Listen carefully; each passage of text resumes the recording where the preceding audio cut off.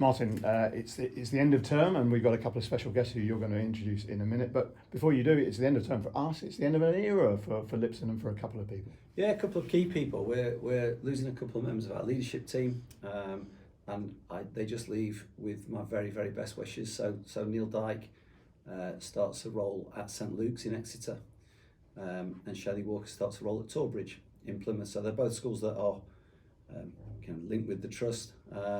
And yes, we'll miss them. They'll leave a big hole, but we have to move on as well. But they leave with my very best wishes, and I know they'll do a fantastic job wherever they go. And I've got a feeling, as I've spoken to them, that they'll be taking a lot of Lipson with them to their new role. Yeah, I think they'll take. I'm hoping you like to think that they'll take some of the things that we do and the way we do things with them, and that is a kind of nice legacy thing for us, I guess. So it spreads the word without sounding arrogant. It just means that some of the things that we do quite well, we might see popping up in a couple of other schools as well, which is nice. Right. Now we've got these people, as I said, you're going to introduce first of all. Well, we'll start with Holly.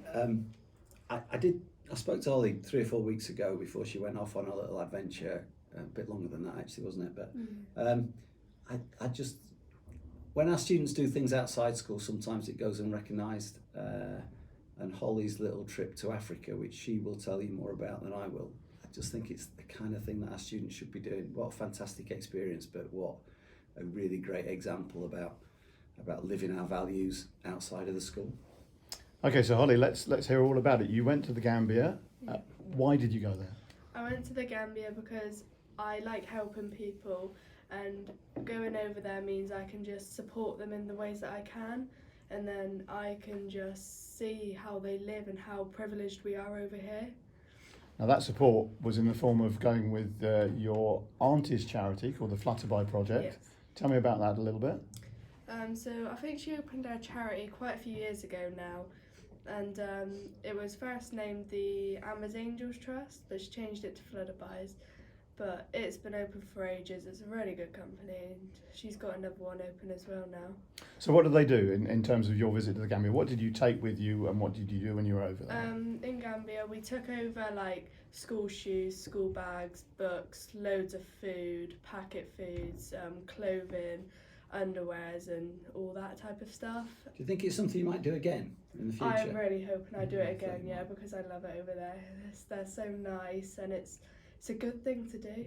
Absolutely is. You didn't just distribute stuff, you actually got your hands dirty, didn't you? Yes. Literally in one case, because you painted and decorated a part of the school. Yeah, we went to this school, and for 2 days straight we just painted it all. We put up posters, we got new tables, we decorated it all, and then the next day on we went there and we were a part of their assembly, and then the school kids even sang for us and everything. Brilliant. And I know you took a lot of photographs. I've seen them, and I'm going to publish those during half term during the end of term on our socials, so people can see what we're talking about, because it was a tremendous experience. Yeah, it was really Just stay there, because you're fulfilling a bit of a vital role, which we'll come to later. Yeah. Martin, perhaps you'd like to introduce our another guest? Yeah, I will introduce Travis.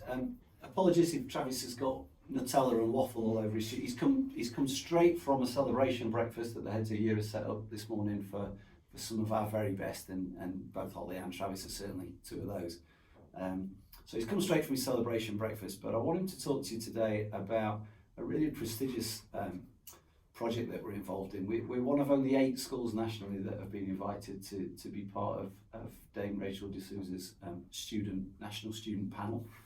And Travis runs it for us. He runs it with 2 other students, minimum or even less than that involvement from me, but he'll tell you more about it than I will. Well, let's hear about it, Travis, then. So Rachel Desouza is the Children's Commissioner for England, I think, and she has this panel which Martin was talking about, and you discuss things with her. What sort of things would you discuss? So basically, as well as being in school and the needs for children's voices of how they should be, they've also got a voice outside of school as well, and what, for example, like the mental health side of things, which we're working on now, is how can people feel better about themselves in school and being outside of school. For example, like in our school, we've got the food bank for people that aren't as fortunate to have the goods.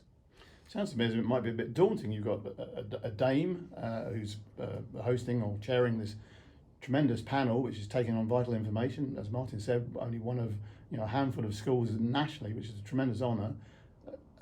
are you daunted by it? How do you take it? I mean, how do you go about things? I know that the meetings are done by video call, aren't they? Yeah, on video calls. So it's not as daunting because obviously it's on the screen and there's loads of different schools, but sometimes you don't know what you're going to say when they put you on the spot first, so you've got to come up basically as a team and work together and say what you want to say, which then they'll take into account. I'll tell you how daunted they are. They kick me out of my office. They do it in here. So I have to go work in the staff room, so they're not daunted too much by it. They've got plenty to say and they're really good at it, actually. And do you get the feeling that you're listened to, the points you raise? Yeah.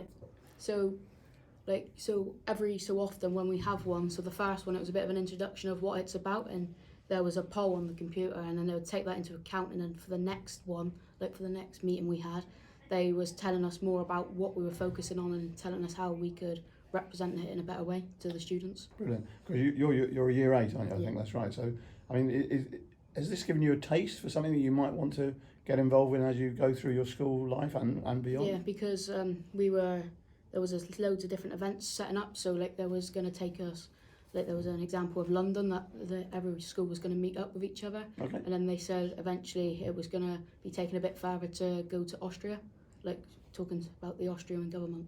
Brilliant. That sounds phenomenal, doesn't it, really? And a huge honour for the school to be involved? Yeah, great honour for the school to be involved, and with one of my other roles within the Trust, we're actually looking at the moment at setting a Trust-wide student parliament up.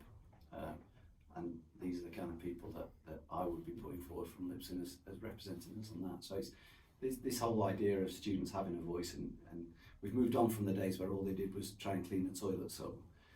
It's real stuff now. They're talking about stuff that affects us in the classroom and things that affect the community. So yeah, it is really exciting.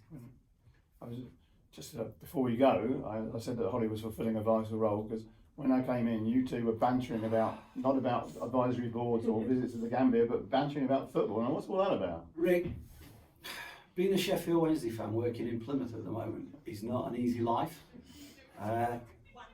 It was all right while we were winning because this lot went really quiet and they'd hide from me in the corridors and they didn't want to talk about football. And now all of a sudden, Travis and about 50 others are making my life a misery. But I think he's off to Wembley on Sunday. I hope both Travis and the rest of the students that are going out, they have a great day. And then I hope they get beaten for promotion at the end of the season. What do you say to that, Travis? You go to Wembley for the pilgrimage? Yeah, I am. Hopefully we win, and I reckon Argyle win the league. Steady on, steady on. Well, that's a challenge. We'll see, and may the best team win. Thank you very much. Well done, you two. Well done. Very good, excellent, very nice, very, very